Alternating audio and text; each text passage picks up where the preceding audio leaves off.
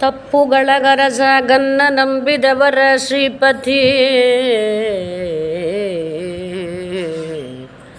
ತಪ್ಪುಗಳ ಗರಸ ಗನ್ನ ನಂಬಿದವರ ಶ್ರೀಪತಿ, ತಪ್ಪು ಮಾಡಿದ ಅಜಮಿಳ ಉಮಾಪತಿ ಮುಖರ ತಪ್ಪು ನೋಡಿದನೇ.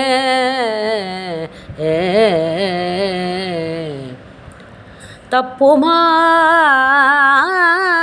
ಗಜಮಿಳ ಉಮಾಪತಿ ಮುಖರ ತಪ್ಪು ನೋಡಿದನೇ. ಎನ್ನಪ್ಪ ಶ್ರೀ ವಿಜಯೇಂದ್ರ ರಾಮ ದಯಾನಿಧಿ ತಪ್ಪು ನೋಡಿದನೇ. ಎಲ್ಲಪ್ಪ ಶ್ರೀ ವಿಜಯೇಂದ್ರ ರಾಮ ದಯಾನಿಧಿ.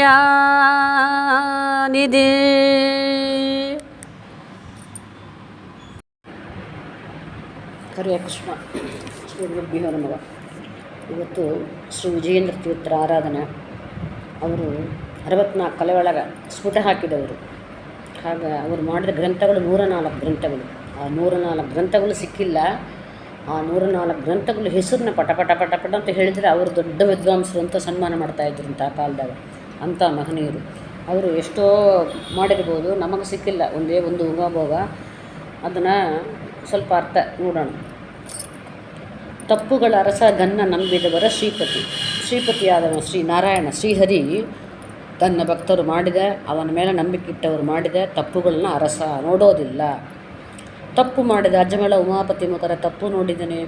ಎಷ್ಟು ಅಜಮೇಳ ಎಂಥ ಕುಲದಲ್ಲಿ ಹುಟ್ಟಿ ಕೊನೆಗೆ ಎಷ್ಟು ತಪ್ಪು ಮಾಡಿದ. ಅಂತ ಮಾಡಿದ ಕಾಲಕ್ಕೆ ಕೊನೆಗೆ ಸಾಯ ಕಾಲಕ್ಕೆ ನಾರ ಅಂತ ಕರೆದ. ನಾರ ಅಂತ ಕರೆಯೋಣ ಭಗವಂತ ಅವನ ದೂತರುಗಳನ್ನ ಕೊಟ್ಟುಕೊಳಿಸಿದ, ವಿಷ್ಣು ದೂತರನ್ನು ಕೊಟ್ಟುಕೊಳಿಸಿದ.